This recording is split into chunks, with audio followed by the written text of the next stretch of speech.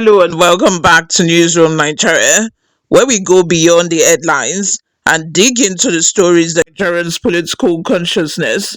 My name remains Oluwayomi Temilola, and today we are unpacking a fascinating resurfaced document, a 1978 newspaper clipping from the Sacramento Union, reportedly confirming Bola Ahmed Tinubu's name and status as a student at Chicago State University.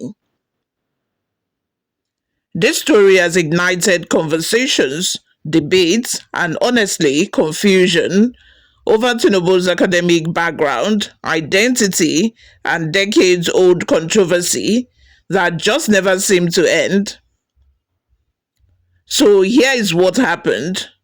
A Nigerian writer, Ogunlesi, recently shared an archival piece, a June 18, 1978 article from the Sacramento Union, originally written by Sharon Kornegay for the Chicago Sun-Times. The article told a very different kind of story about a group of 12 black students from Chicago State University being introduced to the white-dominated business of horse racing in 1970s America. Among those students was a young Nigerian named Bola Tinubu. It was a pioneering program. The Associate Racing Association, ARA, sponsored it, giving minority students 30 hours of access to the Maywood Park racetrack. The goal? To expose them to the management side of horse racing, a world that up until then was almost entirely white, that is, only white has privilege to it, and closed off to outsiders. And get this, Tinubu was quoted in the article in his words, forward looking, ambitious. He said he hoped to take what he had learnt back to Africa to help businessmen make more money and create jobs for the unemployed. That line, in hindsight, sounds like a prophecy. The man who would later become Lagos economic architect and eventually Nigeria's president was already thinking about job creation back in the late 70s. Now, why is this old newspaper clipping such a big deal?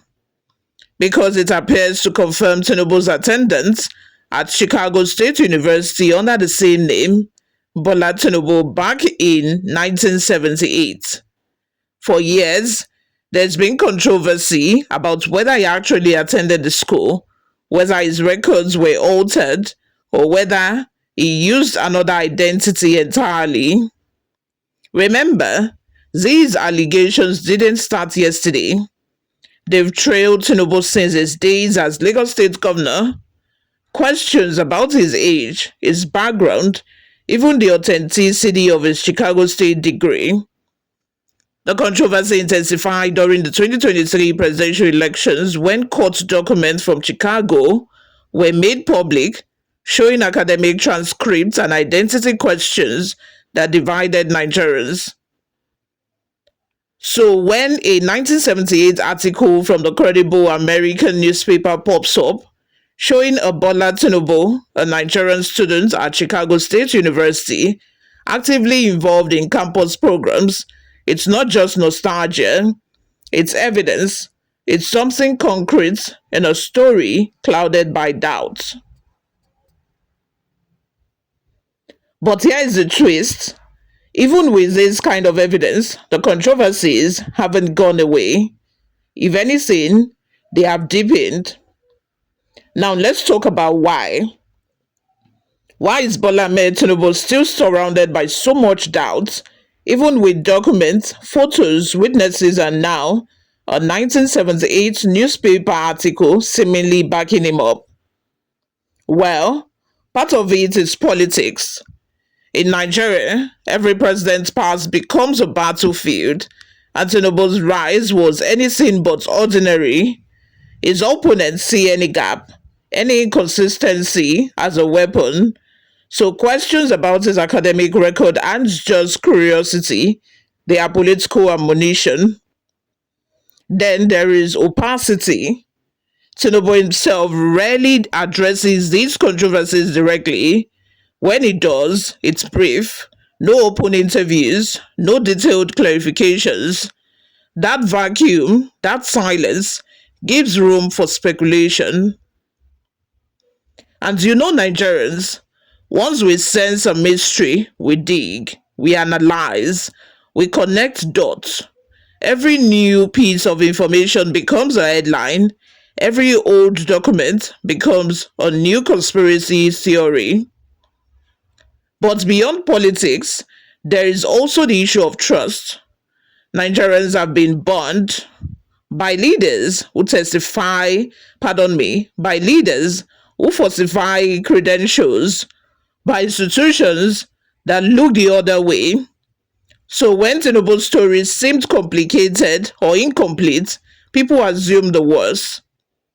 And let's not forget the power of social media, echo chambers that amplify every rumor, every court filing, every supposed expose. Even when official sources confirm something, like the Chicago State University registrar testifying that Tinubu graduated, the public debate doesn't stop, it just shifts. It's worth remembering the context too. In 1970s, studying abroad was a big deal, especially for Nigerians. America was a land of opportunity, and many future leaders, from ministers to business tycoons, passed through those universities. So this 1978 article doesn't just humanize Tinubu, it places him among a generation of ambitious African students trying to learn global systems and bring that knowledge home. His comments about using raising business lessons to make more money and create jobs sounds almost like a blueprint for the Lagos we know today, bustling, commercial, self sufficient.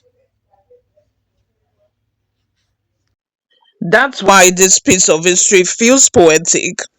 Just a young Tinubu at the starting line of his own race, quite literally, at Maywood Park. But poetic or not, the controversies still shadow his legacy. So here's the real question: why do these controversy never seem to end? Well, for one, the information war. In Nigeria, truth often depends on who's telling the story. There is government truth, opposition truth, and the online truth. And each version comes with selective facts and emotional spin. The second reason being the lack of transparency in institutions. Many Nigerian leaders, records from NYSC to university certificates have gaps or inconsistencies. So when Tinubu's file isn't 100% straightforward, people assume foul play. And number three, Tinubu's own myth building. Let's be honest, Tinubu has cultivated a mysterious image for decades. The Jagaban persona strives on enigma, power, and survival. When you build mystic, you can't be surprised when people get obsessed with unmasking you.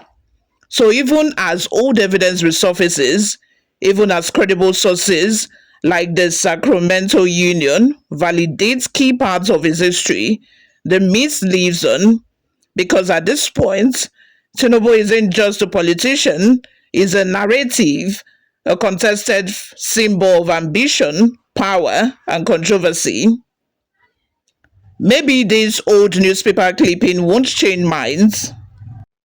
Maybe this old newspaper clipping won't change minds. Maybe it will.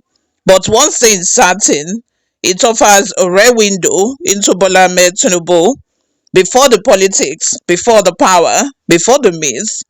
A young Nigerian in Chicago studying, dreaming, talking about job creation. That's a story worth remembering, regardless of where you stand politically. And perhaps, just perhaps, the lesson here isn't about whether Tinubu lied or told the truth, but about how a nation handles truth in the first place. If you found this deep dive insightful, hit the like button, drop your thoughts on the comments, and don't forget to subscribe. Investigative breakdowns of a story shaping Nigeria's democracy. Ring the notification bell so you never miss when we uncover the next layer of history, politics, and power. My name remains Oluwayomi Timlola, and this has been Newsroom Nigeria. Until next time, stay curious, stay critical. I will see you all in my next video. Bye for now.